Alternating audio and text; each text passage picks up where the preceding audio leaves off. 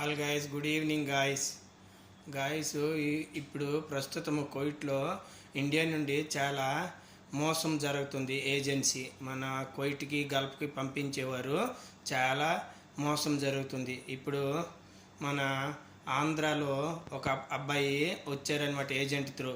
అతనికి 1,70,000 డబ్బులు కట్టాడనమాట. డబ్బులు కట్టిన తర్వాత అతనికేమో ఇంట్లో పని అని చెప్పారనమాట.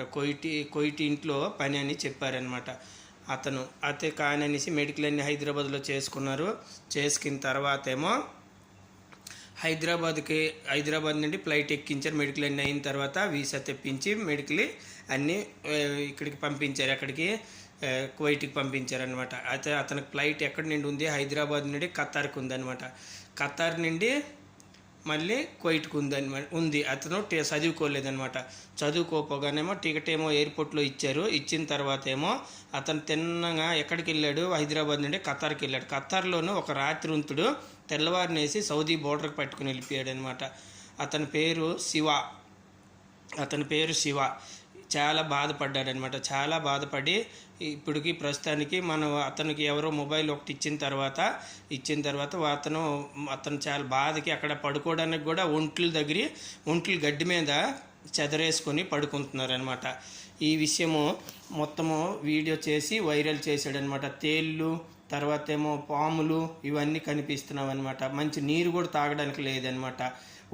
అక్కడ ఉంటే ఒంట్లు గడ్డేసి అక్కడ ఉండడం అయింది. 4 రోజులు అయింది, వారం అయింది. అతనికి ఒంటికి ఏం బాగలేదు. ముక్కులో రక్తం వస్తుంది అనమాట. రక్తం వస్తుంటే అంతలోటి ఎవరు హాస్పిటల్కి తీసుకుని వెళ్ళరు. ఇతను ఐడెంటిటీ కార్డు అవ్వలేదు.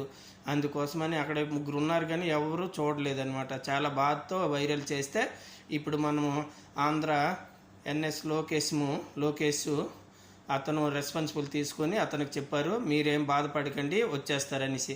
అందుకు అందరికీ ఇది ఒక మనవి ఏంటంటే, కువైట్కి వచ్చేటప్పుడు మొత్తము అన్నీ క్లియరిటీ తెలుసుకొని అతని ఏజెన్సీ మొత్తం క్లియర్ అంటే మొత్తం అతని ఇది తెలుసుకొని పక్కా ఉన్నట్లయితే రాయండి. లేదంటే మీరు ఇండియాలో చిన్న పని చేసుకుని కష్టపడినా చాలా సంతోషంగా ఉంటారు. ఇక్కడికి వచ్చిన బాధల కంటే చాలా బాధపడ్డాలి. ఇప్పుడు నేను 25 సంవత్సరాలు అవుతుంది. నేనేంటంటే కుక్కును కదా, అందుకోసము నా విషయంలోనూ నేను ఎప్పుడు భయపడలేదు.